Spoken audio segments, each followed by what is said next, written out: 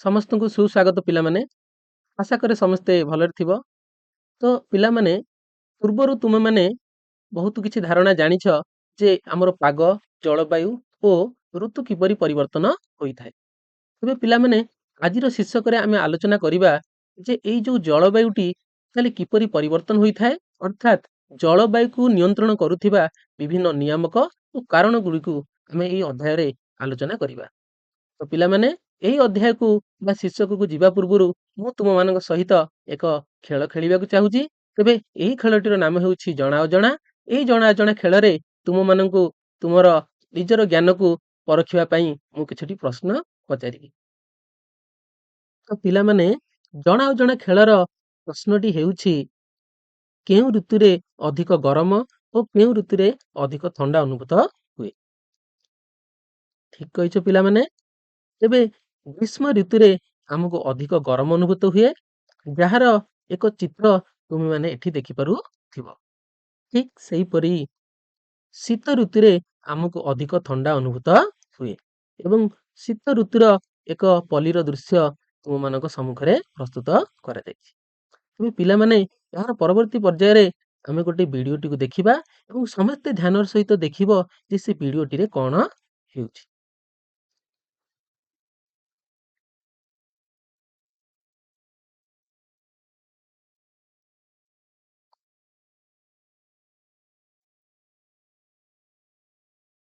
ତ ପିଲାମାନେ ଯେମିତିକି ତୁମେ ଏଠାରେ ଦେଖିଲ ଯେ ଦୁଇଟି ପିଲା ବସିଛନ୍ତି ଏବଂ ନିଆଁ ଜାଳି ସେମାନେ ତାର ତାପକୁ ନିଜର ଶରୀରରେ ଅନୁଭୂତ କରୁଛନ୍ତି। ତେବେ ପିଲାମାନେ ଏବେ ତୁମେ କହିପାରିବ କି କେଉଁ ପିଲାଟିକୁ ଅଧିକ ଗରମ ବା ତାପ ଅନୁଭୂତ ହେଉଥିବା ବେଳେ କେଉଁ ପିଲାଟିକୁ କମ ଗରମ ଅନୁଭୂତ ହେଉଥିବ? ଠିକ କହିଛ ପିଲାମାନେ। ତେବେ ପାଖରେ ବସିଥିବା ପୁଅଟିକୁ ଅଧିକ ତାପ ଅନୁଭୂତ ହେଉଥିବା ବେଳେ ଦୂରରେ ବସିଥିବା ଝିଅଟିକୁ କମ ତାପ ଅନୁଭୂତ ହେଉଥିବ। କିନ୍ତୁ ପିଲାମାନେ ତୁମେ କେବେ ଭାବିଛ କି ଏହିପରି ଭିନ୍ନ ଭିନ୍ନ ତାପ ଅନୁଭବ ହେବାର କାରଣ କଣ ହୋଇପାରେ? ଠିକ କହିଛ ପିଲାମାନେ ଯେ ଜଳୁଥିବା ନିଆଁ ଠାରୁ ପିଲାର ଦୂରତା ଯୋଗୁଁ ଏହିପରି ଅଲଗା ଅଲଗା ବା ଭିନ୍ନ ଭିନ୍ନ ତାପ ଆମକୁ ଅନୁଭୂତ ହୋଇଥାଏ। ତେବେ ଏହାପରେ ପିଲେ ମୁଁ ତୁମମାନଙ୍କୁ ଅନ୍ୟ ଏକ ଭିଡିଓ ଦେଖାଇବି ଯେଉଁଠାରେ କି କଣ ହେଉଛି ତୁମମାନଙ୍କୁ ଜାଣିବାକୁ ପଡିବ।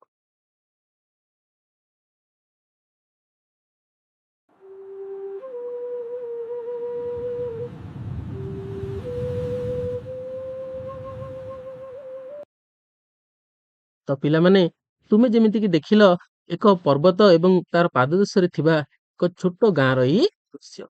ତେବେ ପିଲାମାନେ ଏହି ଭିଡିଓକୁ ଦେଖିଲା ପରେ ତୁମେମାନେ ଏବେ କହିପାରିବ କି ଯେ ପର୍ବତର ପାଦଦେଶ ଓ ଶିଖର ମଧ୍ୟରୁ କେଉଁଠାରେ ଅଧିକ ଥଣ୍ଡା ଅନୁଭୂତ ହେଉଛି?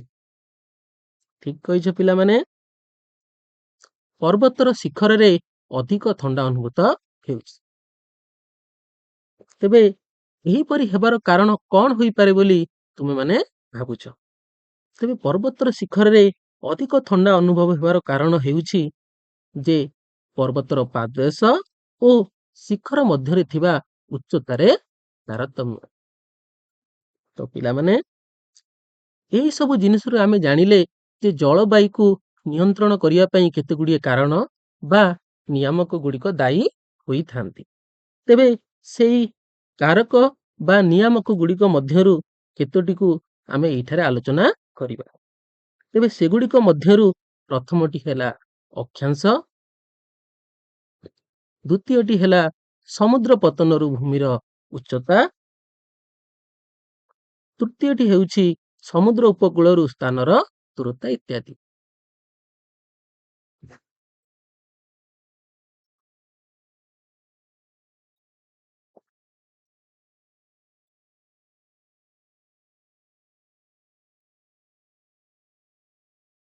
ତେବେ ପିଲାମାନେ ସର୍ବପ୍ରଥମେ ଆମେ ଏଇ ଜଳବାୟୁକୁ ନିୟନ୍ତ୍ରଣକାରୀ କରୁଥିବା କାରଣ ବା ନିୟାମକ ମଧ୍ୟରୁ ଅକ୍ଷାଂଶକୁ ପ୍ରଥମେ ଆମେ ଜାଣିବା। ଯେମିତିକି ପିଲାମାନେ ତୁମେ ତୁମର ପୂର୍ବ ଶ୍ରେଣୀରେ ଅକ୍ଷାଂଶ ବିଷୟରେ କିଛିଟା ଧାରଣା ପାଇଛ। ତେବେ ଯେଉଁ ଅକ୍ଷାଂଶକୁ ତୁମେ ଏଇଠାରେ ଦେଖିପାରୁଥିବ। ତେବେ କୌଣସି ବି ଅକ୍ଷାଂଶକୁ ସର୍ବଦା ବିଷୁବ ରେଖା ଠାରୁ ଉତ୍ତର ଏବଂ ବିଷୁବରେଖା ଠାରୁ ଦକ୍ଷିଣକୁ ନିର୍ଣ୍ଣୟ କରାଯାଇଥାଏ। ଏହା ସହିତ ଏହି ଫଟୋ ମଧ୍ୟରେ ତୁମେ ଦେଖିପାରୁଥିବ ଯେ ମୁଖ୍ୟ ଅକ୍ଷାଂଶ ଗୁଡ଼ିକୁ ଏଠାରେ ସ୍ଥାନିତ କରାଯାଇଛି। ତତ୍ସହିତ ତୁମେମାନେ ତୁମର ପୂର୍ବ ଶ୍ରେଣୀରେ ମଧ୍ୟ ପଢିଛ ଯେ ପୃଥିବୀର ମୁଖ୍ୟ ଅକ୍ଷାଂଶ ସହିତ ତାର ତାପମଣ୍ଡଳ ଗୁଡ଼ିକୁ। ତେବେ ବିଷୁବରେଖାର ଅଞ୍ଚଳ ଗୁଡ଼ିକରେ ଏଇ ଯୋଉ ଉଷ୍ମମଣ୍ଡଳଟି ଅଛି ତାହାକୁ ବି ତୁମେମାନେ ଏଠାରେ ଦେଖିପାରୁଥିବ ଏବଂ ଉଭୟ ମେରୁ ପାଖରେ ଥିବା ଶୀତଳ ମଣ୍ଡଳକୁ ବି ତୁମେମାନେ ଦେଖିପାରୁଥିବ ଏବଂ ଏଇ ଉଷ୍ମମଣ୍ଡଳ ଓ ଶୀତଳ ମଣ୍ଡଳର ଉଭୟ ଗୋଲାର୍ଦ୍ଧରେ ନାତିଶୀତୋଷ୍ଣ ମଣ୍ଡଳକୁ ବି ଏଠାରେ ବର୍ଣ୍ଣନା କରାଯାଇଛି। ତେବେ ପିଲାମାନେ ତୁମେ କେବେ ଭାବିଛ କି ଏମିତି କାହିଁପରି ହୋଇଥାଏ ଏବଂ ଏହି ସବୁ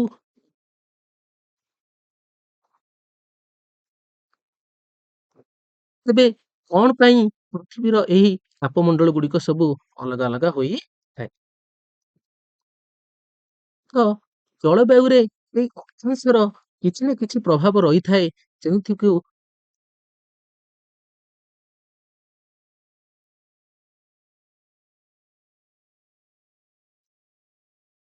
ତେବେ ଏହି ତାପମଣ୍ଡଳ ଗୁଡିକ ମଧ୍ୟରେ ଭିନ୍ନତା କଣ ପାଇଁ ହୋଇଥାଏ ତାହା ତମେ ନିଶ୍ଚୟ ପୂର୍ବ କ୍ଲାସରେ କିଛି ନା କିଛି ଧାରଣା ପାଇଥିବ ଏବଂ ତାକୁ ଆମେ ଆହୁରି ଟିକେ ଆଲୋଚନା କରିବା।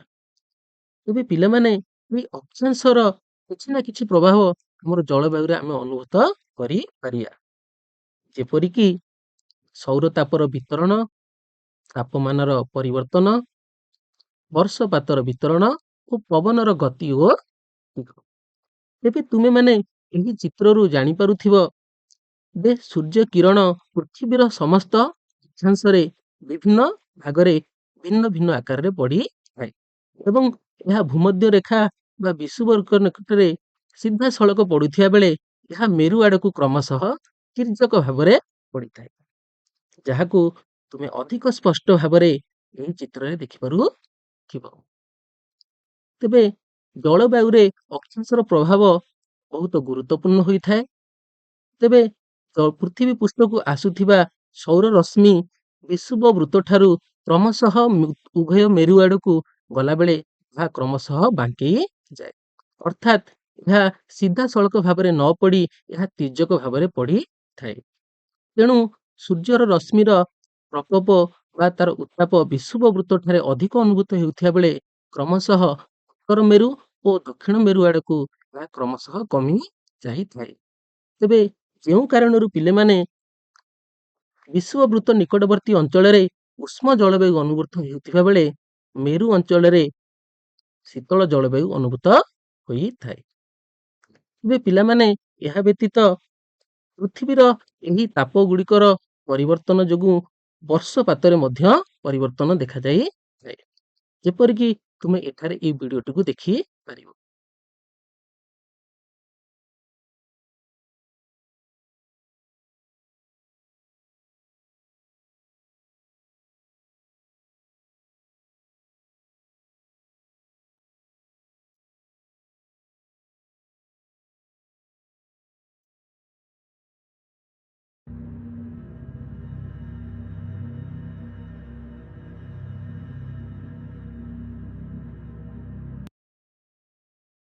ଯେମିତିକି ପିଲାମାନେ ତୁମେ ଦେଖିଲ ଯେ ବିଷୁବବୃତ୍ତ ନିକଟବର୍ତ୍ତୀ ଅଞ୍ଚଳରେ ଅଧିକ ବର୍ଷା ହେଉଥିବା ବେଳେ ମେରୁ ଅଞ୍ଚଳରେ ଖୁବ କମ ବୃଷ୍ଟିପାତ ହୋଇଥାଏ। ତେବେ ପିଲାମାନେ ଏବେ ତୁମେମାନେ କହିପାରିବ କି ଯେ ଭାରତରେ ଏହାର କି ପ୍ରଭାବ ଅନୁଭୂତ ହୋଇଥାଏ? କାରଣ ଭାରତର ଉତ୍ତରାଂଶ ଓ ଦକ୍ଷିଣାଂଶ ବିଭିନ୍ନ ଅକ୍ଷାଂଶରେ ଅବସ୍ଥିତ ହୋଇଥାଏ। ଯଦି ଆମେ ଭାରତର ଦକ୍ଷିଣକୁ ଦେଖିବା ତେବେ ଏହା ବିଷୁବବୃତ୍ତର ଅତ୍ୟନ୍ତ ନିକଟରେ ଥିବା ବେଳେ ଭାରତର ଉତ୍ତରାଂଶ ତାହା ବିଷୁବବୃତ୍ତ ଠାରୁ ବହୁତ ଦୂରରେ ରହିଥାଏ। ଫଳତଃ ଭାରତର ଦକ୍ଷିଣ ଅଞ୍ଚଳରେ ଉଷ୍ମ ଜଳବାୟୁ ଅନୁଭୂତ ହେଉଥିବା ବେଳେ ଭାରତର ଉତ୍ତରାଞ୍ଚଳରେ ଶୀତଳ ଜଳବାୟୁ ଅନୁଭୂତ ହୋଇଥାଏ ଏବଂ ଭାରତର ମଧ୍ୟବର୍ତ୍ତୀ ଅଞ୍ଚଳରେ ସମଭାବାପନ୍ନ ଜଳବାୟୁ ବା ନାତିଶୀତୋଷ୍ଣ ଜଳବାୟୁ ଅନୁଭୂତ ହୋଇଥାଏ। ତେବେ ଯାହାର ଏକ ସାରଣୀ ନିମ୍ନରେ ପ୍ରଦାନ କରାଯାଇଅଛି। ତେବେ ଯଦି ଆମେ ଦେଖିବା ତେବେ ଅକ୍ଷାଂଶ ନିକଟରେ ଥିବା ଅଞ୍ଚଳ ଗୁଡିକରେ ସୂର୍ଯ୍ୟ ରଶ୍ମି ଲମ୍ବା ବା ସିଧା ପଡିଥାଏ ଏବଂ ଏଠାରେ ଜଳବାୟୁ ଉଷ୍ମ ବା ଗରମ ହୋଇଥାଏ। ତେବେ କେତୋଟି ସ୍ଥାନର ଉଦାହରଣ ବି ମଧ୍ୟ ଏଠାରେ ଦିଆଯାଇଛି, ଯେପରିକି କନ୍ୟାକୁମାରୀ ଓ ନିକୋବର ଦ୍ୱୀପପୁଞ୍ଜ। ତେବେ ମଧ୍ୟମ ଅକ୍ଷାଂଶ ଅଞ୍ଚଳରେ ତେର୍ଛା ସୂର୍ଯ୍ୟକିରଣ ବଢିଥାଏ। ଫଳସ୍ୱରୂପ ଏଠାରେ ଜଳବାୟୁର ପ୍ରକାର ନାତିଶୀତଳ ବା ନାତିଶୀତୋଷ୍ଣ ହୋଇଥାଏ। ତେବେ ଏହିଭଳି ଏକ ଜାଗାର ଉଦାହରଣ ହେଉଛି ଆମ ଓଡ଼ିଶାର ଭୁବନେଶ୍ୱର। ତେବେ ଏହା ବ୍ୟତୀତ ପିଲାମାନେ ଅତ୍ୟନ୍ତ ଉଚ୍ଚ ଅକ୍ଷାଂଶ ଭାରତର ଏଣି ଉତ୍ତର ସୀମାରେ ବହୁତ ତେର୍ଛା ଭାବରେ ସୂର୍ଯ୍ୟରଶ୍ମି ପଡିଥାଏ, ଯାହାର ଫଳସ୍ୱରୂପ ଜଳବାୟୁ ସେଠାରେ ଥଣ୍ଡା ବା ହିମ ସଦୃଶ ରହିଥାଏ। ଏହାର ଏକ ଉଦାହରଣ ଆମେ କହିପାରିବା ଯେ ଜାମ୍ମୁ କାଶ୍ମୀରର ଶ୍ରୀନଗର। ତେବେ ପିଲାମାନେ ଏବେ ତୁମେମାନେ କହିପାରିବ କି ସୂର୍ଯ୍ୟଙ୍କର ଲମ୍ବ କିରଣ କେଉଁଠାରେ ପଡିଥାଏ? ଠିକ କହିଲ ପିଲାମାନେ, ସୂର୍ଯ୍ୟଙ୍କର ଲମ୍ବ କିରଣ ବିଷୁବ ରେଖା ଉପରେ ପଡିଥାଏ। ତେବେ ସୂର୍ଯ୍ୟଙ୍କର ତିର୍ଯ୍ୟକ କିରଣ କେଉଁଠାରେ ପଡିଥାଏ? ଠିକ କହିଲ ପିଲାମାନେ, ସୂର୍ଯ୍ୟଙ୍କର ତିର୍ଯ୍ୟକ କିରଣ ମେରୁ ଅଞ୍ଚଳରେ ପଡିଥାଏ। ତେବେ ପିଲାମାନେ ଏବେ ଆମେ କହିବା କି ଯେ କାହିଁକି ଭାରତର ଉତ୍ତର ଅଞ୍ଚଳରେ ଅଧିକ ଥଣ୍ଡା ଓ ଦକ୍ଷିଣ ଅଞ୍ଚଳରେ ଅଧିକ ଗରମ ଅନୁଭୂତ ହୋଇଥାଏ? ଠିକ କହିଲ ପିଲାମାନେ, ଭାରତର ଉତ୍ତର ଅଞ୍ଚଳ ବିଷୁବବୃତ୍ତ ଠାରୁ ଦୂର ଅକ୍ଷାଂଶରେ ଥିବା ବେଳେ ସେଠାରେ ଅଧିକ ଥଣ୍ଡା ଅନୁଭୂତ ହୁଏ। ଦକ୍ଷିଣ ଅଞ୍ଚଳ ବିଷୁବବୃତ୍ତ ଠାରୁ ନିକଟ ଅକ୍ଷାଂଶରେ ଥିବାରୁ ସେଠାରେ ଅଧିକ ଗରମ ଅନୁଭୂତ ହୋଇଥାଏ। ତେବେ ପିଲାମାନେ ଏହି ସବୁ ଜିନିଷରୁ ଆମେ ଶିଖିଲେ ଯେ ଅକ୍ଷାଂଶ ହେଉଛି ଜଳବାୟୁର ଏକ ମହତ୍ୱପୂର୍ଣ୍ଣ ନିୟାମକ। ଅକ୍ଷାଂଶର ପରିବର୍ତ୍ତନ ଜଳବାୟୁରେ ବିଭିନ୍ନ ପରିବର୍ତ୍ତନ ସୃଷ୍ଟି କରିଥାଏ। ଅକ୍ଷାଂଶ ଯୋଗୁଁ ସୂର୍ଯ୍ୟ ରଶ୍ମିର କୋଣ ଭିନ୍ନ ହୋଇଥାଏ ଏବଂ ସେହି ଅନୁସାରେ ଜଳବାୟୁ ମଧ୍ୟ ଭିନ୍ନ ଭିନ୍ନ ହୋଇଥାଏ। ତେବେ ଏହା ଥିଲା ଜଳବାୟୁ ନିୟାମକର ପ୍ରଥମ ନିୟାମକ। ଏବେ ପିଲେ ଆମେ ଦ୍ୱିତୀୟ ନିୟାମକକୁ ଯିବା। ତେବେ ଦ୍ୱିତୀୟ ନିୟାମକଟି ଆମର ହେଉଛି ସମୁଦ୍ର ପତନରୁ ଉଚ୍ଚତା। ଯେମିତିକି ପିଲାମାନେ ତୁମେ ଏଠାରେ ଦେଖିପାରୁଥିବ ଯେ ସମୁଦ୍ର କୂଳଠାରୁ ଭୂମିର ଉଚ୍ଚତା ଅନୁସାରେ କିପରି ଏହି ସ୍ଥାନରେ ଦର୍ଶାଯାଇଛି। ଏବେ ଯଦି ଆମେ ଏହାକୁ ନିରୀକ୍ଷଣ କରିବା ପିଲାମାନେ, ତେବେ ଉଚ୍ଚତା ବୃଦ୍ଧି ସହିତ ବାୟୁର ଘନତା ଓ ତାପମାତ୍ରା ହ୍ରାସ ଘଟିଥାଏ। ଫଳରେ ନିମ୍ନ ଅଞ୍ଚଳରେ ଗରମ ବାତାବରଣ ଥିବା ବେଳେ ତେବେ ଉଚ୍ଚ ବା ଶିଖର ଅଞ୍ଚଳରେ ଆମକୁ ଶୀତଳ ଜଳବାୟୁ ଅନୁଭୂତ ହୋଇଥାଏ। ଯେମିତିକି ତୁମେମାନେ ଏଠାରେ ଦେଖିପାରୁଥିବ ଯେ ସମୁଦ୍ର ପତନ ଠାରୁ ନିମ୍ନରେ ଥିବା ଅଞ୍ଚଳରେ ବାୟୁର ଘନତା ଅଧିକ ଥାଏ ଏବଂ ସମୁଦ୍ର ପତନ ଠାରୁ ଉଚ୍ଚରେ ଥିବା ସ୍ଥାନ ମାନଙ୍କରେ ବାୟୁର ଘନତା କମ ଓ ସେଠାର ଯୋଉ ଅଞ୍ଚଳର ବାତାବରଣ ସେଠାରେ ଅତି ଶୀତଳ ରହିଥାଏ। ତେବେ ଏହାକୁ ଅନ୍ୟ ଏକ ସ୍ପଷ୍ଟ ଚିତ୍ର ମାଧ୍ୟମରେ ବି ତୁମେ ଏଠାରେ ଦେଖିପାରୁଥିବ ଯେ କିପରି ସମୁଦ୍ର ପତନର ଉଚ୍ଚତା ଅନୁସାରେ ତାପମାତ୍ରାରେ ପରିବର୍ତ୍ତନ ଘଟିଥାଏ।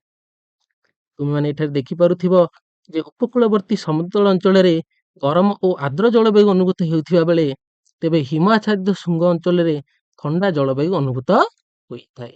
କାରଣ ଏହି ଅଞ୍ଚଳରେ ବାୟୁମଣ୍ଡଳ ଖୁବ ପତଳା ହୋଇଥାଏ ଏବଂ କମ ଗ୍ରୀନ ହାଉସ ଗ୍ୟାସ ରହିଥାଏ। ତେବେ ପିଲାମାନେ ତୁମେ ତୁମ ପୂର୍ବ ଶ୍ରେଣୀ ଗୁଡାକରେ ପଢିଛ ଯେ ଏହି ଉଚ୍ଚ ଜାଗା ମାନଙ୍କରେ ଖରା ଦିନ ହେଲେ ବହୁତ ସଂଖ୍ୟାରେ ପର୍ଯ୍ୟଟକ ମାନେ ବୁଲିବାକୁ ସେଠାକୁ ଯାଇଥାନ୍ତି, କାରଣ ସେଠାରେ ଗରମ ଋତୁରେ ମଧ୍ୟ ଥଣ୍ଡା ଅନୁଭୂତ ହୁଏ। ଆଉ ଏହି ଗୁଡାକୁ କୁହାଯାଏ ଶୈଳ ନିବାସ। ତେବେ ପିଲାମାନେ ତୁମେ ଜାଣିଛ କି ଆମ ଭାରତରେ ବି ବିଭିନ୍ନ ଅଞ୍ଚଳରେ ବିଭିନ୍ନ ପ୍ରକାର ଶୈଳ ନିବାସ ଦେଖିବାକୁ ମିଳେ। ତେବେ ସେଗୁଡିକ ମଧ୍ୟରୁ ପ୍ରମୁଖ ହେଲା ଶିମଳା, ନୈନିତାଲ, ମାଉଣ୍ଟ ଆବୁ, ଉଟି, ମାଡିକେରି, ମହାବଳେଶ୍ୱର ଏବଂ ଆମ ଓଡ଼ିଶାର ଦାରିଙ୍ଗବାଡି। ଏହା ସହିତ ତୁମେ ସିକିମର ଦାର୍ଜିଲିଂ କି ମଧ୍ୟ ଜାଣିପାରିବ। ତେବେ ପିଲାମାନେ ଇଏ ଥିଲା ଆମ ଭାରତର ପ୍ରମୁଖ ଶୈଳ ନିବାସ, ଯେଉଁଠାରେ କି ଲୋକମାନେ ଗରମ ବା ଗ୍ରୀଷ୍ମ ଦିନରେ ସେମାନେ ସେଠାକୁ ଯାଇଥାନ୍ତି। ତେବେ ପିଲାମାନେ ଆସ ଏବେ ତମେ ନିଜକୁ ପରଖିବା।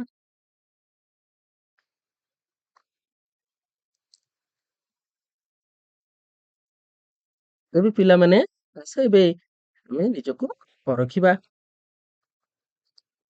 ତେବେ ପିଲାମାନେ ତୁମେ କହିପାରିବ କି ଯେ ଉଚ୍ଚ ପାର୍ବତ୍ୟ ଅଞ୍ଚଳ ଗରମ ଥାଏ ନା ଥଣ୍ଡା ଥାଏ? ଠିକ କହିଲ ପିଲାମାନେ ଯେ ଉଚ୍ଚ ପାର୍ବତ୍ୟ ଅଞ୍ଚଳ ଥଣ୍ଡା ଥାଏ। ତେବେ ପୁନଶ୍ଚ ପିଲାମାନେ ଯେ ଓଡ଼ିଶାରେ ଥିବା ଏକ ଶୈଳ ନିବାସର ନାମ କଣ? ତେବେ ଓଡ଼ିଶାରେ ଥିବା ଶୈଳ ନିବାସର ନାମଟି ହେଉଛି ପିଲେ ଦାରିଙ୍ଗବାଡି। ଓଡ଼ିଶାରେ ଥିବା ଯୋଉ ପ୍ରମୁଖ ଶୈଳ ନିବାସ ମଧ୍ୟରେ ଦାରିଙ୍ଗବାଡି ସବୁଠୁ ପ୍ରସିଦ୍ଧ। ତେବେ ପିଲାମାନେ ଆମେ ଏଥିରୁ ଶିଖିଲେ ଯେ ସମୁଦ୍ର ପତନରୁ ଉଚ୍ଚତା ବୃଦ୍ଧି ହେବା ସହ ତାପମାତ୍ରାରେ ହ୍ରାସ ଘଟିଥାଏ, କାରଣ ସେହି ଅଞ୍ଚଳ ମାନଙ୍କରେ ବାୟୁର ଘନତା କମି ଯାଇଥାଏ। ତେଣୁ ନିମ୍ନ ଅଞ୍ଚଳରେ ତାପମାତ୍ରା ଅଧିକ ଥିବା ବେଳେ ଉଚ୍ଚ ସ୍ଥାନ ମାନଙ୍କରେ ତାପମାତ୍ରା କମ ରହିଥାଏ। ତେବେ ଏହା ଥିଲା ତୃତୀୟ ଜଳବାୟୁ ନିୟନ୍ତ୍ରଣକାରୀ କାରକ। ତେବେ ପିଲାମାନେ ଆସ ଆମେ ତୃତୀୟ ଜଳବାୟୁ ନିୟନ୍ତ୍ରଣକାରୀ ନିୟାମକକୁ ଜାଣିବା। ତେବେ ସେଇଟି ହେଉଛି ସମୁଦ୍ର ନିକଟତା। ଯେମିତିକି ପିଲାମାନେ ତୁମେ ଏଇ ଚିତ୍ରଟିକୁ ଦେଖିପାରୁଥିବ। ସମୁଦ୍ର ଉପକୂଳବର୍ତ୍ତୀ ସମତଳ ଅଞ୍ଚଳ ଠାରୁ ଆମେ ଯେତେବେଳେ ଏଇ ସହର ଆଡକୁ ଯିବା ତେବେ ଆମର ଦୂରତା ବୃଦ୍ଧି ହେବ। ତେବେ ପିଲାମାନେ ତୁମେ ପୂର୍ବ ଶ୍ରେଣୀରୁ ପଢିଛ ସ୍ଥଳ ସ୍ରୋତ ଓ ସାମୁଦ୍ରିକ ସ୍ରୋତ ମଧ୍ୟରେ। ଯେମିତିକି ପ୍ରଥମ ଚିତ୍ରରେ ପିଲାମାନେ ତୁମେ ଦେଖିପାରୁଥିବ ଯେ ଦିନ ବେଳା ଗରମ ବାୟୁ ସ୍ଥଳ ଭାଗରୁ ଉପରକୁ ଉଠିଥାଏ ଏବଂ ସମୁଦ୍ରରୁ ଥଣ୍ଡା ବାୟୁ ସ୍ଥଳ ଭାଗ ଆଡକୁ ପ୍ରବାହିତ ହୋଇଥାଏ, ଆଉ ଯାହାକୁ ତୁମେ ମାନେ କୁହ ସାମୁଦ୍ରିକ ପବନ ବା ସାମୁଦ୍ରିକ ସ୍ରୋତ, ଯାହାକି ଆମର ଦିନ ବେଳା ବହିଥାଏ। ଏବଂ ଦ୍ୱିତୀୟ ପାର୍ଶ୍ୱରେ ଆମେ ଦେଖିବା ଯେ ସୂର୍ଯ୍ୟ ନଥିବାରୁ ରାତିରେ ସ୍ଥଳ ଭାଗ ଶୀଘ୍ର ଥଣ୍ଡା ହୋଇଥାଏ ଏବଂ ଜଳଭାଗର ଗରମ ବାୟୁ ଉପରକୁ ଉଠିଥାଏ, ଯାହା ଫଳରେ ସ୍ଥଳ ଭାଗରୁ ଶୀତଳ ବାୟୁ ଜଳଭାଗ ଆଡକୁ ବହିଥାଏ ଏବଂ ଏହାକୁ ତୁମେ ମାନେ ସ୍ଥଳ ପ୍ରବନ ବା ସ୍ଥଳ ସ୍ରୋତ କହିଥାଉ। ତେବେ ଏହି ଜଳ ସ୍ରୋତ ଓ ସ୍ଥଳ ସ୍ରୋତର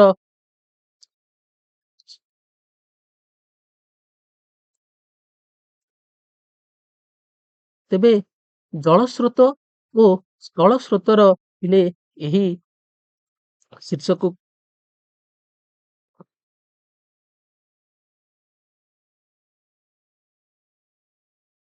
ତେବେ ପିଲେମାନେ ଏଇ ଜଳସ୍ରୋତ ଓ ସ୍ଥଳ ସ୍ରୋତ ଆମର ସାମୁଦ୍ରିକ ଉପକୂଳବର୍ତ୍ତୀ ଅଞ୍ଚଳ ଗୁଡିକୁ ମଧ୍ୟ ପ୍ରଭାବିତ କରିଥାଏ। ଯେମିତିକି ତୁମେମାନେ ସମୁଦ୍ର ସ୍ରୋତ ଓ ସ୍ଥଳ ଭାଗର ପାର୍ଥକ୍ୟ ମଧ୍ୟ ଏଠାରେ ଦେଖିପାରୁଥିବ ଯେ ଏଠାରେ ଉପକୂଳବର୍ତ୍ତୀ ଅଞ୍ଚଳ ଓ ଉପକୂଳବର୍ତ୍ତୀ ଠାରୁ ଦୂର ଆଭ୍ୟନ୍ତର ଅଞ୍ଚଳ ବିଷୟରେ ଦର୍ଶାଯାଇଛି। ଗ୍ରୀଷ୍ମ ଦିନେ ସ୍ଥଳ ଭାଗର ସମୁଦ୍ର ଉପକୂଳବର୍ତ୍ତୀ ଅଞ୍ଚଳ ଗୁଡିକ ଗରମ ଥାଏ ଏବଂ ସମୁଦ୍ରର ଜଳଭାଗଟି ଶୀତଳ ରହିଥାଏ। ତେଣୁ ଦିନ ବେଳା ପ୍ରବଳ ଗରମରେ ସ୍ଥଳ ଭାଗର ବାୟୁ ଗରମ ଥିବା ବେଳେ ସମୁଦ୍ର ଉପକୂଳରୁ ଶୀତଳ ବାୟୁ ସ୍ଥଳ ଭାଗକୁ ପ୍ରବାହିତ ହୋଇଥାଏ, ଯାହାର ଫଳରେ ସମୁଦ୍ର ଉପକୂଳବର୍ତ୍ତୀ ଅଞ୍ଚଳରେ ସମଶୀତୋଷ୍ଣ ଜଳବାୟୁ ଅନୁଭୂତ ହୋଇଥାଏ ଏବଂ ଏହି ସାମୁଦ୍ରିକ ସ୍ରୋତର ପ୍ରଭାବ ଆଭ୍ୟନ୍ତରୀଣ ଅଞ୍ଚଳକୁ ପ୍ରଭାବିତ କରିପାରୁ ନଥିବାରୁ ସେଠାରେ ଅତ୍ୟନ୍ତ ଗରମ ଅନୁଭୂତ ହୋଇଥାଏ, ଯାହାକୁ ଆମେ ମହାଦେଶୀୟ ଜଳବାୟୁ ମଧ୍ୟ କହିଥାଉ। ତେବେ ପିଲେ ଠିକ ସେହିପରି ଶୀତ ଦିନେ ଆମେ ଯଦି ଦେଖିବା ତେବେ ଶୀତ ଦିନର ରାତିରେ ଭୂପୃଷ୍ଠ ଅତ୍ୟନ୍ତ ଥଣ୍ଡା ଥାଏ, ଯାହାର ଫଳସ୍ୱରୂପ ସମୁଦ୍ରରୁ ଗରମ ବାୟୁ ସମୁଦ୍ର ଉପକୂଳବର୍ତ୍ତୀ ଅଞ୍ଚଳ ଗୁଡିକୁ ପ୍ରଭାବିତ ହୋଇ ସେଠାର ଜଳବାୟୁକୁ ସମଶୀତୋଷ୍ଣ କରାଇଥାଏ, ଯାହା ଫଳରେ ଉପକୂଳବର୍ତ୍ତୀ ଅଞ୍ଚଳରେ ଅଧିକ ଶୀତ ଅନୁଭୂତ ହୁଏ ନାହିଁ। ଠିକ ସେହି ସମୟରେ ଆଭ୍ୟନ୍ତରୀଣ ଅଞ୍ଚଳରେ ସାମୁଦ୍ରିକ ସ୍ରୋତର ପ୍ରଭାବ ଅନୁଭୂତ ହୋଇ ନଥାଏ, ଯାହାର ଫଳସ୍ୱରୂପ ସେଠାରେ ଅଧିକ ଶୀତ ଅନୁଭୂତ ହୋଇଥାଏ। ତାହେଲେ ଏଥିରୁ ଆମେ ଜାଣିଲେ ଯେ ସମୁଦ୍ର ଉପକୂଳବର୍ତ୍ତୀ ଅଞ୍ଚଳରେ ଗ୍ରୀଷ୍ମ ଦିନରେ ଥଣ୍ଡା ଏବଂ ଶୀତ ଦିନରେ ଗରମ ଅନୁଭୂତ ହୁଏ, କିନ୍ତୁ ଠିକ୍ ଏହାର ବିପରୀତ ଯେ ସମୁଦ୍ରଠାରୁ ଦୂରରେ ଥିବା ଅଞ୍ଚଳରେ ଗ୍ରୀଷ୍ମ ଦିନେ ଅତ୍ୟନ୍ତ ଗରମ ଓ ଶୀତ ଦିନେ ଅତ୍ୟନ୍ତ ଶୀତ ବା ଥଣ୍ଡା ଆମକୁ ଅନୁଭୂତ ହୋଇଥାଏ। ତ ପିଲାମାନେ ଏଠି ଆମେ ଆମ ଭାରତର ଦୁଇଟି ମୁଖ୍ୟ ସହରକୁ ଉଦାହରଣରେ ନେଇପାରିବା। ତେବେ ପ୍ରଥମ ସହରଟି ହେଉଛି ମୁମ୍ବାଇ ଓ ଦ୍ୱିତୀୟ ସହରଟି ହେଉଛି ନାଗପୁର।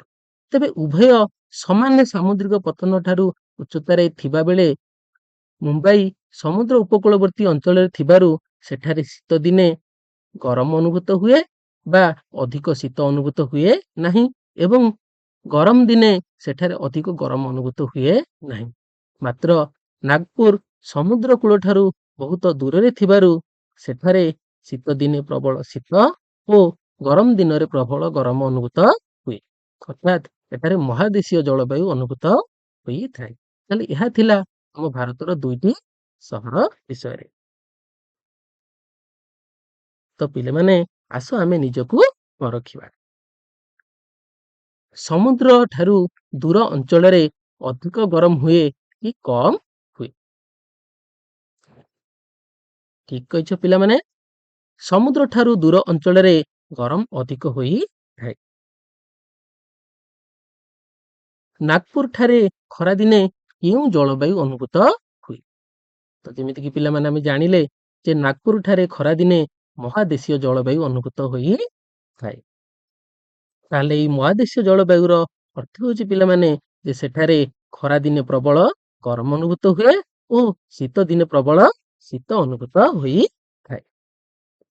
ତ ପିଲାମାନେ ଆମେ ଶିଖିଲେ ଯେ ସମୁଦ୍ର କୂଳ ଠାରୁ ଦୂରତା ବୃଦ୍ଧି ହେବା ସହ ତାପମାତ୍ରାରେ ମଧ୍ୟ ବୃଦ୍ଧି ଘଟିଥାଏ। ତେଣୁ ସମୁଦ୍ର ଉପକୂଳବର୍ତ୍ତୀ ଅଞ୍ଚଳରେ ତାପମାତ୍ରା କମ ଥିବା ବେଳେ ସମୁଦ୍ର ଉପକୂଳ ଠାରୁ ଦୂରରେ ଥିବା ସ୍ଥାନ ମାନଙ୍କରେ ତାପମାତ୍ରା ଅଧିକ ରହିଥାଏ। ପିଲାମାନେ ଆଜିର ଶୀର୍ଷକଟି ଆମର ଏଇଠାରେ ସମାପ୍ତ ହୋଇଛି। ଶୀର୍ଷକଟିକୁ ତୁମମାନଙ୍କୁ କିପରି ଲାଗିଲା ପିଲାମାନେ? ହଁ, ନିଶ୍ଚିନ୍ତ ତୁମମାନଙ୍କୁ ଭଲ ଲାଗିଥିବ। ତେବେ ପିଲାମାନେ ଏହି ଶୀର୍ଷକଟିକୁ ତୁମେ ତୁମର ଦୈନନ୍ଦିନ ଜୀବନରେ ବ୍ୟବହାର କରିବ ଏବଂ ଏହି ଶୀର୍ଷକଟି ତୁମକୁ ଦୈନନ୍ଦିନ ଜୀବନରେ ବହୁତ ଗୁଡ଼ାଏ ଜିନିଷକୁ ବୁଝିବାରେ ସହାୟତା କରିବ। ତତ୍ ସହିତ ଏହି ଶୀର୍ଷକଟି ତୁମମାନଙ୍କୁ ଏହି ଅଧ୍ୟାୟର ଆଗାମୀ ପର୍ଯ୍ୟାୟରେ ବିଭିନ୍ନ ଯେଉଁ ସବୁ ଶୀର୍ଷକ ରହିଛି ସେଗୁଡ଼ିକୁ ମଧ୍ୟ ତୁମକୁ ଏହା ବୁଝିବାରେ ନିଶ୍ଚିନ୍ତ ସହାୟକ କରିବ। ତେବେ ଏତିକି କହି ପିଲେ ଆଜି ଆମେ ଏଇଠାରୁ ବିଦାୟ ନେବା। ଧନ୍ୟବାଦ। ଖୁସିରେ ଶିଖିବା ସମସ୍ତଙ୍କର ଅଧିକାର। ନମସ୍କାର।